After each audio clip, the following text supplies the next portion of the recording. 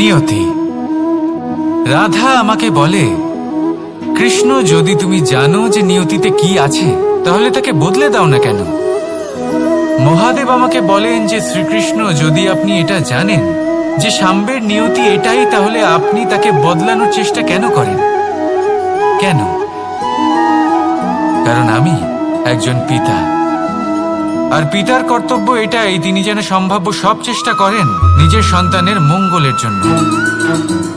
নিয়তি আমি জানি, কিন্তু এটাও আমি জানি যে কর্মের থেকে বড় আর কোনো নিয়তি হতে পারে না। অভিজ্ঞতাও রয়েছে যে কর্মের হাতে নিয়তির এই চক্র বদলে যেতে পারে।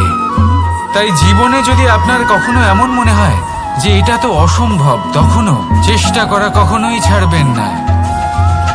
কে বলতে পারে আপনারই কর্মের কোনো এক বীজ হয়তো নিয়তির চাকায় আটকে গেল, আর নিয়তিকে নিজের পথ পাল্টাতে হলো, ঠিক কিনা? সেই জন্য নিয়তিকে ভাগ্য মেনে নিয়ে চুপ করে বসে থাকবেন না। নিজের নিয়তি স্বয়ং নিজের কর্মের দ্বারা নির্ধারিত করুন, কারণ আপনার এই কর্মের উপরেই আপনার অধিকার রয়েছে। আর এই অধিকারকে নিয়তি অনেক সময় সম্মানও করে। তাহলে আসুন আর আমার সাথে ভালোবেসে বলুন, রাধা রাধা। শক্তি এক অত্যন্ত বিচিত্র বস্তু, বা বলতে পারেন অনুভূতি। পিতা সবসময় চান যেন তিনি তার শক্তি পুত্রকে সঁপে দিতে পারেন, যাতে সে শক্তিশালী হয়, যাতে তার মঙ্গল হয়। তার পুত্র সবসময় চায় যাতে সে পিতার সেই শক্তি লাভ করে, কিন্তু সেই শক্তি লাভ করার জন্য পুত্র হওয়া যথেষ্ট নয়, যোগ্য পাত্র হতে হয়। আসুন আপনাকে সহজে বোঝাই। যদি আপনি সুপাত্র হন আর আপনাকে শক্তি দেওয়া হয়, তাহলে আপনি সেই শক্তির গুরুত্ব বুঝবেন, কোথায় সেই শক্তি প্রয়োগ করা উচিত সেটা বুঝবেন। আর এটা যেহেতু অর্জন করা শক্তি হবে, সেই শক্তির অপব্যবহার হবে না। কিন্তু যদি এই আপনি কুপাত্র হন আর যদি আপনাকে এই শক্তি দেওয়া হয়, তাহলে কি হবে? দেখতে গেলে এই শক্তি আপনি দান হিসেবে পেয়েছেন, তাই না? আপনি এই শক্তির গুরুত্ব বুঝবেন, আর না এর প্রয়োগ আপনি জানবেন। তার অপব্যবহার হওয়া সুনিশ্চিত। তাই যদি আপনি কোনো শক্তি অর্জন করতে চান, তাহলে আগে তার যোগ্য হয়ে উঠুন। পুত্র নয়, পাত্র হয়ে উঠুন। আর আমার সাথে ভালোবেসে বলুন, রাধা রাধা। কথায় আছে, প্রত্যেক পুত্র তার পিতার প্রতিচ্ছবি হয়, আর সমস্ত প্রতিচ্ছবি চায় যেন সে তার অস্তিত্ব প্রাপ্ত করতে পারে। পুত্র চায় সে যেন তার পিতার মতো হয়, বা কখনো কখনো তার থেকেও শ্রেষ্ঠ হয়। সেটা কোনো অনুচিত ব্যাপার নয়। অনুচিত তখন হয় যখন পুত্র নিজের পিতার মতো হবার স্বপ্ন পূরণ করতে গিয়ে বা তার থেকেও শ্রেষ্ঠ হওয়ার স্বপ্ন পূরণে অনুচিত পথের আশ্রয় নেয়। কারণ তারপরে সে তার পিতার গুণগুলি আত্মসাৎ করতে চায় না। সে শুধুই এটা চায় যে সংসারের চোখে যেন আমি শ্রেষ্ঠ প্রমাণিত হই। এটা অনুচিত।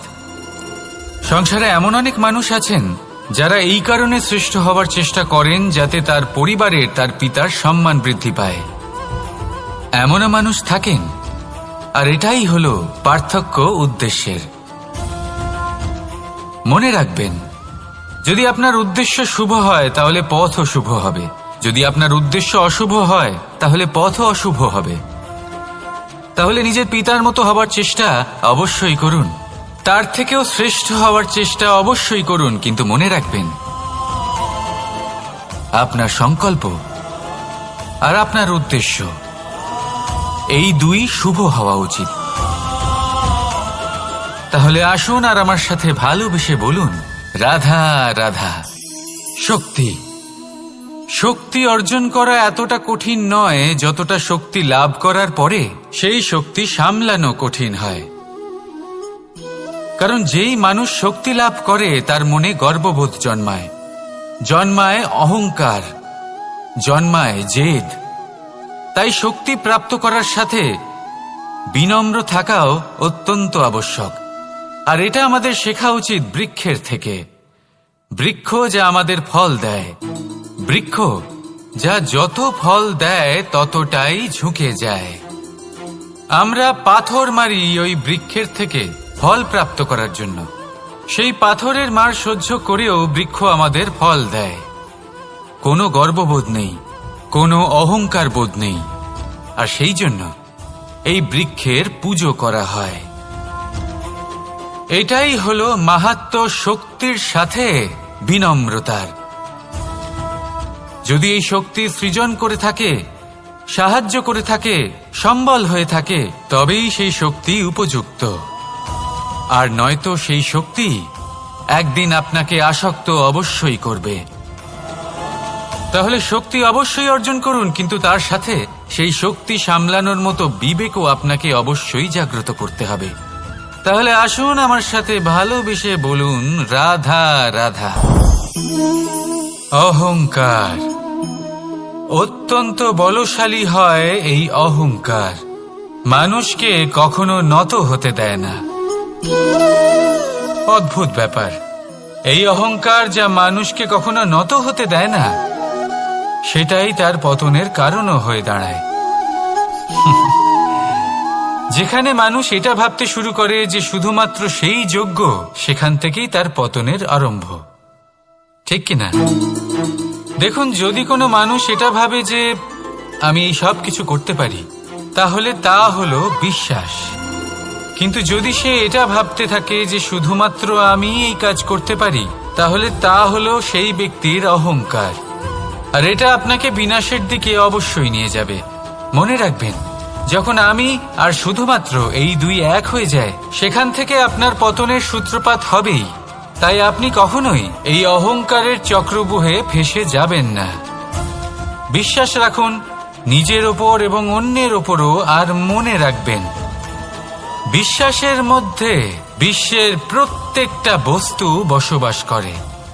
তাই এই অহংকারকে ত্যাগ করে ফেলুন আর আত্মবিশ্বাসের ওপর মনোসংযোগ করুন। আর আমার সাথে ভালোবেসে বলুন, রাধা রাধা। মানুষ নিজের জীবনে ঈশ্বরকে খুব মান্য করে। ওনার জন্য কি না করে, ভিন্ন ভিন্ন নামে তাকে স্মরণ করে, তাকে পুজো করে, তার আরাধনা করে। সে জানে যে ঈশ্বর তাকে শক্তি অবশ্যই দেবেন, তাকে সাহায্য অবশ্যই করবেন। কিন্তু যখন প্রশ্ন আসে গুরু এবং ঈশ্বরের, তখন গুরুর মান কখনো কম হওয়া উচিত নয়। কারণ সত্যি বলতে কি, গুরুই হলেন সেই সিঁড়ি যা বেয়ে আপনি ঈশ্বরের কাছে পৌঁছানোর পথ খুঁজে পাবেন। সেই পথ আপনি গুরুর থেকেই পাবেন। গুরু না থাকলে আপনি কখনো ঈশ্বর লাভ করতেই পারবেন না। আর জীবনে অনেক সময় লক্ষ্যের থেকেও অনেক বেশি গুরুত্বপূর্ণ হলো পথ। তাই এই পথের সম্মান করতে শিখুন, অর্থাৎ গুরুকে সম্মান করতে শিখুন। কারণ গুরুই হলেন পরমেশ্বর। তাহলে আসুন আর আমার সাথে ভালোবেসে বলুন, রাধা রাধা। আপনার জীবনে আপনার প্রকৃত বন্ধু আসলে কে? আপনার সব থেকে শ্রেষ্ঠ মিত্র আসলে কে? তিনি যিনি সময় এলে পরে আপনাকে সাহায্য করেন, নাকি তিনি যিনি সময় এলে পরে আপনাকে অর্থ দেন? দেখুন, আমরা হলাম মানুষ, আমাদের জীবনে লেনদেন চলতেই থাকে। এটা আমাদের জীবনের অভিন্ন অংশ। কিন্তু অনেক সময় এমন হয় যে আমরা তাকেই নিজের প্রকৃত বন্ধু বলে মনে করি, যিনি আমাদের একটা বহুমূল্য উপহার দেন। ঠিক কিনা? এবার আপনার জীবনে সেই বহুমূল্য উপহার কোনটা, ওই অমূল্য মিত্র আসলে কে, সেই সিদ্ধান্ত হলো আপনার। কিন্তু যদি আপনি আমাকে জিজ্ঞেস করেন, তাহলে আমার মতে স্বর্ণ, হিরে, মুক্ত, ধন এগুলো বহুমূল্য নয়। বহুমূল্য হলো সঙ্গ, যখন আপনি একা হয়ে যাবেন, সময়, যখন আপনার তাকে প্রয়োজন হবে, সমর্পণ, যখন আপনার বিশ্বাসের প্রয়োজন পড়বে।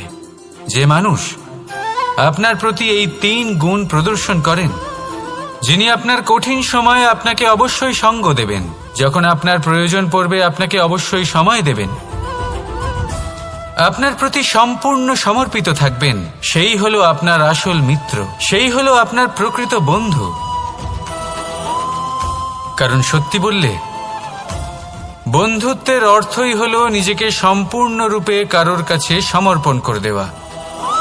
তাই আপনার সেই বন্ধুর জন্য নিজের প্রাণ উজাড় করে দিন আর ভালোবেসে বলুন, রাধা রাধা। মানুষ জীবনে 3টে কাজ অবশ্যই করে থাকে, কিছু দান করে, কিছু গ্রহণ করে, আর কিছু ত্যাগ করে দেয়। এটাও ভাবতে থাকে যে এটা করলে কিভাবে করবে। দেবার জন্য পর্যাপ্ত ধন নেই, নেবার জন্য সংসারে অত স্নেহ নেই, আর ত্যাগ করার জন্য জীবনে এত সুখই নেই, তাহলে কিভাবে করবে? আসলে আমরা বস্তুগত চাহিদা অর্জনে এত ব্যস্ত হয়ে পড়ি যে আমরা বুঝতেই পারি না যে কি নেবার আছে, কি দেবার আছে, আর কি ত্যাগ করার আছে। তাহলে আজ আমি আপনাকে বলেই দিই, মনে রাখবেন এই 3টে গুরুত্বপূর্ণ গুণ, 3টে গুরুত্বপূর্ণ কথা। দেবার জন্য আছে দান, নেবার মতো আছে জ্ঞান, আর ত্যাগ করার মতো আছে অহংকার। যখন আপনি দান করতে শিখে যাবেন, জ্ঞান অর্জন করার শক্তি আপনা থেকেই আপনার মধ্যে চলে আসবে। আর যখন এই জ্ঞান আপনার মধ্যে প্রবেশ করবে, অহংকার আপনা থেকেই আপনার থেকে দূরে চলে যাবে। যে ব্যক্তি এই 3-এর মধ্যে ভারসাম্য বজায় রাখতে পারে, তার বর্তমান, ভূত, ভবিষ্যৎ, লোক, পরলোক সবকিছু শুধরে যায়। যেই দিন আপনি দান করতে শিখে যাবেন, জ্ঞান আহরণ করতে শিখে যাবেন, অভিমান ত্যাগ করতে শিখে যাবেন, আপনার সর্বশক্তিশালী, সর্বশক্তিমান পরমেশ্বরেরও প্রয়োজন পড়বে না। কারণ তখন ঈশ্বর আপনার মধ্যেই বাস করবেন। তাহলে আসুন আর আমার সাথে ভালোবেসে বলুন, রাধা রাধা। জীবনে অনেক সময় সমস্যা আমাদের চারদিক থেকে ঘিরে ফেলে। এই সমস্যা নানান ধরনের হতে পারে। আর্থিক সমস্যা হতে পারে, পারিবারিক সমস্যা হতে পারে, কোনো সম্পর্ক নিয়ে সমস্যা হতে পারে, কখনো কোনো দৈনিক সমস্যা হতে পারে, কখনো কোনো দ্বন্দ্ব হতে পারে, অনেক সমস্যা হতে পারে। কিন্তু যখনই কোনো সমস্যা আসে, আমাদের মনে তার জন্য একটা উত্তর অবশ্যই থেকে থাকে, যা আমাদের অন্তরে রয়েছে। একে আমরা বলি আত্মা। আত্মা হলো পরমাত্মারই রূপ, আর পরমাত্মা তা কখনোই কিছু অনুচিত চাইবে না, তাই তো? এই আত্মা খুব ভালো করে জানে যে কোনটা উচিত আর কোনটা অনুচিত। যদি আসল বিষয়ের কথা বলি, তাহলে আপনাকে নিজের মনকে বুঝতে হবে। কারণ আত্মা তো পরমাত্মা থেকেই আসে, কিন্তু এই মন মানুষ জন্ম থেকেই প্রাপ্ত করে, যার বিকাশ হয় এই সংসারকে দেখে। যেদিন আপনার এই মন আর আপনার এই আত্মা, এই দুই এক হয়ে যাবে, আত্মসাৎ হয়ে যাবে, সেদিন আপনার জীবনে না কোনো সমস্যা থাকবে, না কোনো ঝঞ্ঝাট থাকবে, না কোনো সংকট থাকবে। কারণ আপনার কাছে সেই সমস্ত সমস্যার, সমস্ত বিপদের সমাধান থাকবে, আর তাও আপনারই অন্তরে। তাহলে আসুন আর আমার সাথে ভালোবেসে বলুন, রাধা রাধা। ভক্তি আর শক্তি, এই দুইয়ের মধ্যে সম্পর্ক অত্যন্ত সরল। মানুষ ভক্তি করেন যাতে তিনি শক্তি লাভ করতে পারেন, আর শক্তি লাভ করার পরে ভক্তিভাব ভুলে যান, আর শক্তির প্রতি আসক্তিতে মত্ত হয়ে যান, আর সেখান থেকেই তার বিনাশ শুরু হয়। কেন? কারণ ভক্তির দ্বারা প্রাপ্ত শক্তি অন্য কারোর হিতের জন্য ব্যবহার করতে হয়, অন্য কারোর মঙ্গল করার জন্য ব্যবহার করতে হয়, কারোর বিনাশের জন্য নয়। এবার যদি আমি আপনাদের একটা উদাহরণ দিয়ে বোঝাই, তাহলে কোদাল দিয়ে আমরা মাটি কোপাতে পারি, একটা গর্ত খুঁড়তে পারি, যাতে একটা নতুন বৃক্ষ জন্ম নিতে পারে, একটা বৃক্ষ যা অন্য জীবকে ফল প্রদান করবে, যাত্রীদের ছায়া প্রদান করবে। কিন্তু এই কোদালের ব্যবহার যদি আমরা অন্য কারোর ক্ষতি করার জন্য করি, তাহলে ক্ষতি শুধুমাত্র আমাদেরই হবে।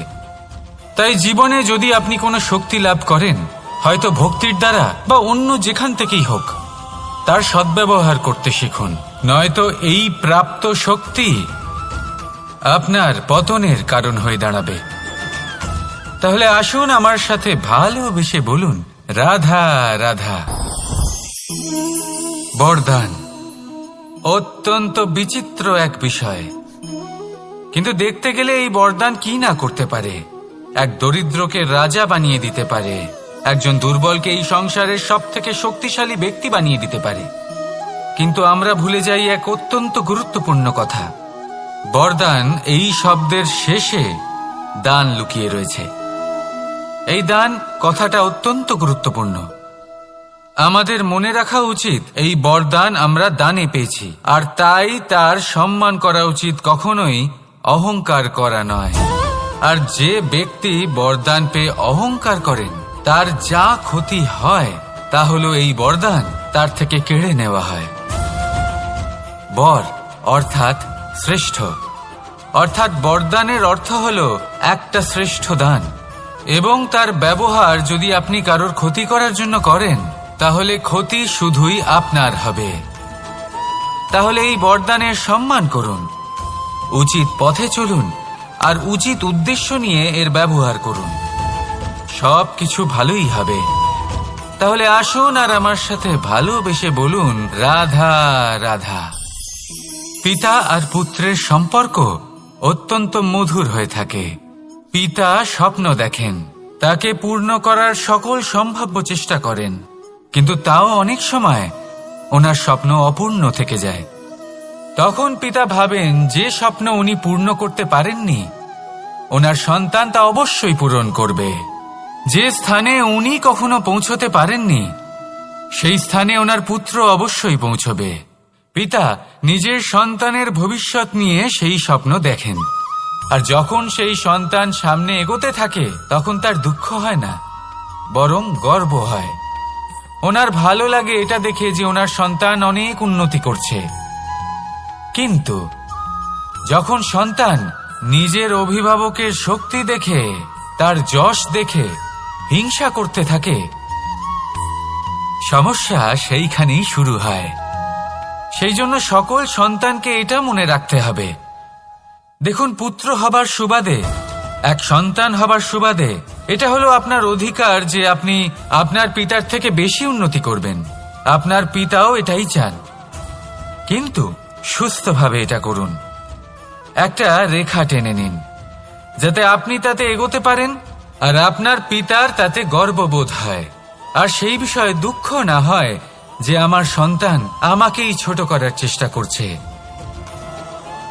ইতিহাস সাক্ষী রয়েছে, যে মানুষ অন্য কাউকে ছোট করার চেষ্টা করেছেন সেই মানুষই ছোট হয়ে গেছেন। আর আমার মনে হয় না আপনি এটা চান, কারণ কোনো একদিন আপনিও কারোর পিতা হবেন। আসুন আমার সাথে ভালোবেসে বলুন রাধা রাধা। সাথী, সাথী এই শব্দটির ব্যাখ্যা কে কিভাবে করে? মিত্র, সখা, বন্ধু, কিন্তু অর্থ একটাই, তিনি যিনি আপনার সঙ্গী হন আর তিনি যার সাথী আপনি হন। এবার সব থেকে বড় প্রশ্ন হলো এটাই যে তিনি কে হতে পারেন যাকে আপনি আপনার সাথী বলে মেনে নিতে পারেন, নিজের সখা, নিজের মিত্র, নিজের বন্ধু মেনে নিতে পারেন। আপনার সাথী হলেন তিনি যিনি দুঃখের সময় আপনার পাশে থাকবেন, আপনার হাত ধরে থাকবেন।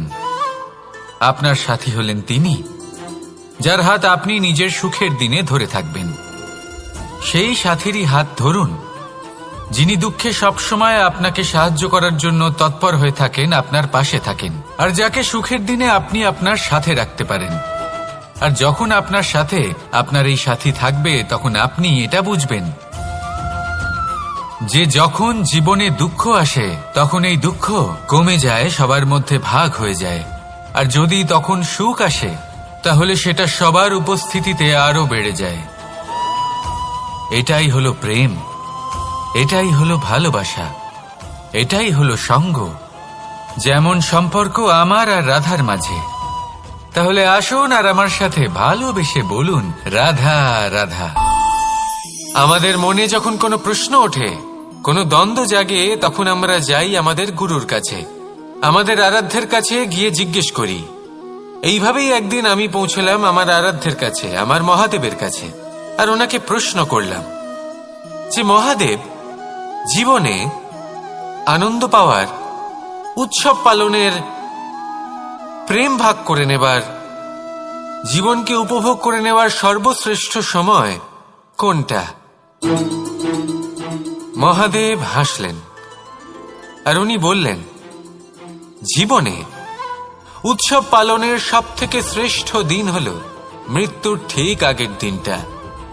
প্রেম ভাগ করে নেওয়ার সবথেকে শ্রেষ্ঠ মুহূর্ত হল মৃত্যুর ঠিক আগের মুহূর্ত। জীবনকে উপভোগ করে নেওয়ার সর্বশ্রেষ্ঠ প্রহর হল মৃত্যুর এক প্রহর পূর্বে। তখন আমি চমকে গেলাম। আমি বললাম, কিন্তু মহাদেব, মৃত্যু তো অনিশ্চিত, আমরা জানিও না কবে আমাদের মৃত্যু হবে। মহাদেব আবার হাসলেন। উনি বললেন যে যদি আমরা এভাবে জীবন কাটাই যে আমরা জীবনের প্রত্যেক দিন, প্রত্যেক মুহূর্ত, প্রত্যেক প্রহর শেষ বলে মনে করি, তাহলে আমাদের সমস্ত জীবন আনন্দের সাথেই অতিবাহিত হবে। কি বলেন? তাহলে আপনিও এই কথা মনে রাখুন আর আমার সাথে ভালোবেসে বলুন, রাধা রাধা। জীবনে অগ্রসর হওয়ার জন্য আমাদের কাকে প্রয়োজন হয়? মাতা পিতা, বন্ধু, প্রেম, সাহায্য, অর্থ, পরিশ্রম, আশা। ভিন্ন ভিন্ন মানুষ ভিন্ন ভিন্ন বিকল্প চয়ন করে। যদি আমি আপনাকে বলি, তাহলে জয় আর পরাজয়ের মন্ত্র দুটো শব্দের উপর নির্ভর করে, মেনে নেওয়া আর দৃঢ় হওয়া। যদি মেনে নেন তাহলে হেরে যাবেন, যদি দৃঢ় হন তাহলে নিশ্চিত রূপে জয়ী হবেন। যদি কখনো আপনি ক্লান্ত হয়ে ওঠেন, আপনি দুঃখী হন, পুরোপুরি ভেঙে পড়েছেন, তখন মেনে নেবেন না যে আপনি ভেঙে পড়েছেন, নয়তো হেরে যাবেন। তখন উল্টে স্থির করবেন যে যাই হয়ে যাক না কেন, আমি জয়ী হবই। আর আপনি দেখবেন যে জয় নিশ্চিত রূপে আপনার কাছেই আসবে। তাহলে এই কথা মনে রাখবেন আর আমার সাথে ভালোবেসে বলবেন, রাধা রাধা। সময়, জীবন, কাল। দেখতে গেলে এই তিনটি শব্দ একটি শব্দেরই সমার্থক শব্দ মনে হয়, কিন্তু এই শব্দগুলির অর্থ কি সমান? কখনোই নয়। হ্যাঁ, এই সময় চলতে থাকে, জীবন চলতে থাকে, কালচক্র চলতে থাকে। এই সময় কেটে যায়, কিন্তু এই জীবন, একে যাপন করতে হয়। কি বলেন? এই জীবনে কিছু করুন বা কিছু না করুন, জীবন এমনি কেটে যাবে, আপনি জানতেও পারবেন না। কিন্তু সেটা আমাদের উদ্দেশ্য নয়, একে যাপন করতে হবে। এই জীবনে প্রেরণা পেতে শিখুন, প্রেরণা দিতে শিখুন, আহ্বান গ্রহণ করতে শিখুন, আহ্বান জানাতে শিখুন, মহান কাজ করতে শিখুন, ধন্যাত্মক বোধ জাগিয়ে তুলুন। জীবন অতিবাহিত করার অর্থ কি তা আপনি শিখে যাবেন। কারণ সময় কেটে যায়, সমস্ত যুগ কেটে যায়, কিন্তু জীবনের রীতি জীবন কাটিয়ে দেওয়া নয়, জীবন যাপন করা। এই জীবন সম্পূর্ণরূপে অনুভব করতে হবে, নতুন পথ বানাতে হবে।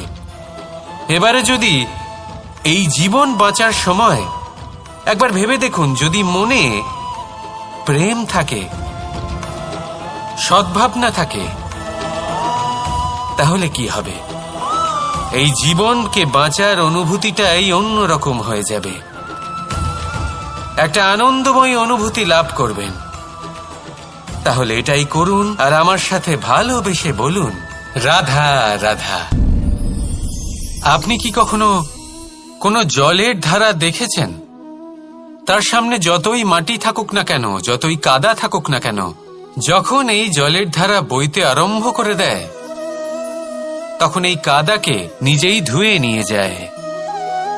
ওই কাদাকে ধুয়ে দেয় এবং নিজের পথ নিজেই তৈরি করে নেয়। তাহলে আপনিও এরকম জলের মতো হয়ে উঠুন। যদি হয়ে উঠতে পারেন, তাহলে নিজের মনের, নিজের ভাবনার, নিজের জীবনের যত অনাবশ্যক তত্ত্ব আছে, অনুপযোগী অংশ রয়েছে, অর্থাৎ অপরিষ্কার অংশ রয়েছে, তা নিজে থেকেই নির্মল হয়ে উঠবে। আর যেরকম জলের ধারা কখনো থেমে থাকে না, সব সময় বয়ে চলে, সেইভাবে আপনিও কখনোই থামবেন না। সবসময় বয়ে চলুন, এগোতে থাকুন। পথে যদি অনেক বিপদ আসে, সমস্যা আসে, থামবেন না, তার উপর নিরন্তর প্রহার করুন, নিরন্তর প্রয়াস করুন আর অগ্রসর হন। আপনি ভেবে দেখুন, এই জলের ধারা কখনো থেমে থাকে না, সবসময় বয়ে চলে, বিপদের সম্মুখীন হয়ে তাকে সাথে বয়ে নিয়ে চলে। সেই জন্য জলের ধারা, প্রবাহমান এই ধারা, এর থেকে কখনো দুর্গন্ধ আসে না, এতে কখনো ময়লা জমতে পারে না, বরং পালিত হয় সুন্দর প্রাণবন্ত জীবজন্তু, যেমন সুন্দর ছোট মাছ। তাই আপনিও এটাই করুন, কখনো থামবেন না, শুধু চলতে থাকুন, জলের ধারার মতো বইতে থাকুন। আপনি আপনার লক্ষ্য অবশ্যই খুঁজে পাবেন, আর তার সাথে নিজের অন্তরের যে মালিন্য রয়েছে তা আপনি নিজেই নিজের থেকে দূরে করে দেবেন। তাহলে আসুন আর আমার সাথে ভালোবেসে বলুন, রাধা রাধা। এবার অনেক সময় মানুষের মনে এরকম প্রশ্ন আসে যে এই সংসারে সবথেকে বড় বিপদ কি? কেউ বলে ধর্ম সংকট, আবার কেউ বলে প্রাণের উপর আসা সংকট। প্রত্যেক মানুষের জীবনে বিভিন্ন সংকট আসে, আর এই সমস্ত সংকট অত্যন্ত বিচিত্র হতে পারে। এই সমস্ত সংসার হলো সংকট দ্বারা পরিপূর্ণ। ঠিক আছে, আপনাকে একটা উদাহরণ দিই। একজন ধনী ব্যক্তি, এবার ওনার জীবনে সংকট কি হতে পারে? সংকট এটাই যে কেউ তার সম্পত্তি চুরি না করে নেয়, আমরা বুঝতে পারছি। এবার একজন চোর, তার জীবনে সংকট কি হতে পারে? যে চুরি করার সময় সে যদি তার একটা কাশি চাপতে না পারে, তাহলে সে ধরা পড়ে যেতে পারে, ঠিক কিনা? আবার অনেক সময় এমনও হয় যে যার জন্য আমি সংকট, সেও আমার কাছে সংকট। যেমন এই পরিস্থিতিতে দেখুন, সংকট হলো সংকট, এ তো জীবনে থাকবে, কিন্তু এর সম্মুখীন কিভাবে হওয়া যায়? খুব সরল, সব এটার ওপর নির্ভর করে, মনের ওপর। এই মনকে নিয়ন্ত্রণ করলে সব ঠিক থাকবে। এবার যদি ধনী ব্যক্তি মনকে নিয়ন্ত্রণ করে ফেলেন, নিজের অর্থের ব্যবহার শুভ কাজের জন্য, সমাজের সেবার জন্য বিকাশ করতে করেন, ওই অর্থকে একত্রিত করে না রাখেন, তাহলে চুরির সমস্যা, এই সংকট সেখানেই কেটে যাবে। এবার যদি কথা বলি সেই চোরের, তাহলে চোর যদি নিজের মনকে সংযত করে নেয়, যদি নিজের কর্মকে নিয়ন্ত্রণ করতে পারে, তাহলে এমন কোনো স্বর নেই যা ওকে ধরা পড়তে বাধ্য করবে। সেই জন্য জীবনে সংকট যতই আসুক, যত বড়ই সংকট আসুক না কেন, কবচ হলো একটাই, আর এই কবচের নাম হলো আত্মনিয়ন্ত্রণ। নিজের মনকে নিয়ন্ত্রণে রাখতে শিখুন। এটা নিজের জীবনে প্রয়োগ করে তো দেখুন। যদি আপনি করতে পারেন, তবে আপনি দেখবেন যে সংকট তো জীবনে আসা যাওয়া করে, কিন্তু সেই সংকটগুলির সম্মুখীন আপনি এইভাবে করতে পারবেন। তাহলে সেটাই করুন, আর আমার সাথে ভালোবেসে বলুন, রাধা রাধা। এই দড়িটা দেখুন, ছোট ছোট রেশম দ্বারা তৈরি, এটা সরু সুতো দ্বারা তৈরি হয়েছে এটা, আর অত্যন্ত কোমলও বটে। আর আপনি চাইলে এটা সোজাও করে দিতে পারেন, আর চাইলে এটা বেঁকিয়েও দিতে পারেন, আর যদি চান তাহলে এটা গোল গোল করে বেঁধে কোথাও রেখেও দিতে পারেন। এবার এই কোমল দড়ি যদি কোনো নিষ্ঠুর কঠিন পাথরে বারংবার জড়িয়ে দেওয়া হয়, তাহলেও তাকেও কাটতে পারে, নিজের ছাপ ছেড়ে যেতে পারে, সেটার আকারও বদলে ফেলতে পারে। এবার এর কারণ কি?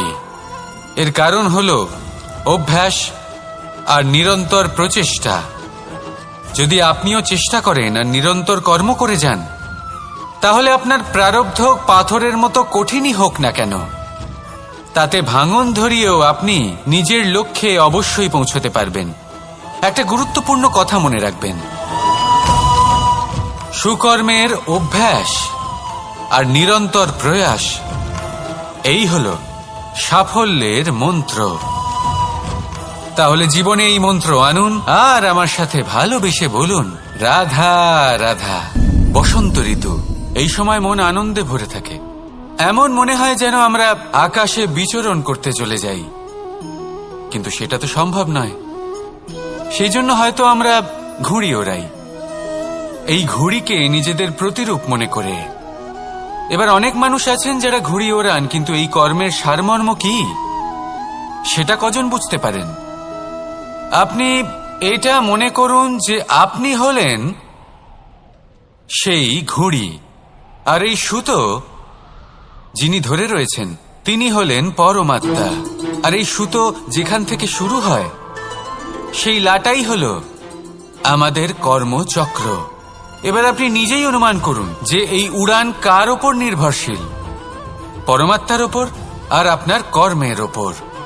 যদি পরমাত্মা আপনার হাত ধরে থাকেন, আপনার সাথে থাকেন, যদি আপনি শুভ কর্ম করতে থাকেন, আপনি এই আকাশে উড়তে থাকবেন। কিন্তু কোথাও কোথাও যদি পরমাত্মার সাথে এই বন্ধন ছিন্ন হয়, আপনার কর্মচক্র খারাপ হয়ে যায় বা থেমে যায়, তাহলে আপনার এই ঘুড়ি কেটে যাবে আর দূরে কোনো গাছের ডালে গিয়ে আটকে যাবে। তাই শুধুমাত্র ঘুড়ি ওড়াবেন না, তার থেকে শিখুন, পরমাত্মার সাহচর্যে থাকুন, সবসময় শুভ কর্ম করতে থাকুন আর সবসময় এই আকাশে উড়তে থাকুন। আসুন আর আমার সাথে ভালোবেসে বলুন, রাধা রাধা।